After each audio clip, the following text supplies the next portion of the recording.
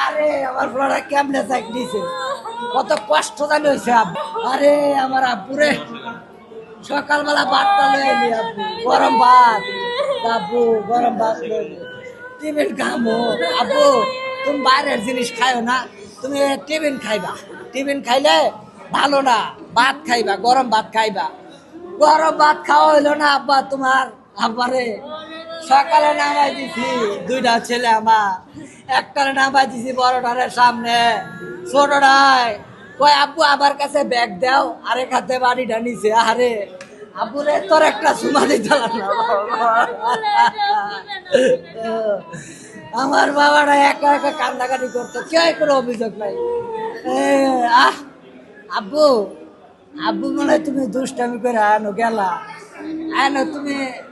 আব্বু কইলা আরে বাবা তোমার তো পাইলাম না, আমি তো অনেক খুঁজলাম না আব্বু, তোমার অনেক খুঁজি। আমি ওই সাইডে গেছি, তুমি যেই জায়গায় বসে দাঁড়াই থাকতা ওই জায়গায় গেছি, ও মুরা গেছি, ওই মাঠে গেছি, কেউ রে দেয় না, পাই না। আব্বু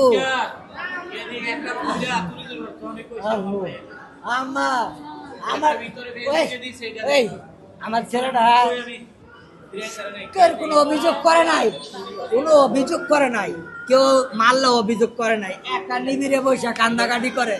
আব্বু তুমি কান্না করো কে? কয় আব্বু আমার ওই মারছে, তাও কোনো অভিযোগ করে নাই।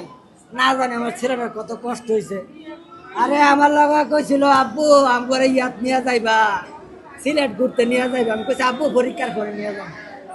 আব্বু আরে আহ তুমি তুমি আমার মাঝখানে আজকে বইছিলা, বড়টায় পিছনে বসছিল, বড়টায় পিছনে বইছিল। ও জুনায়েদ রে, জুনায়েদ তুই কই গেলি? আরে জুনায়েদ, আরে জুনায়েদ।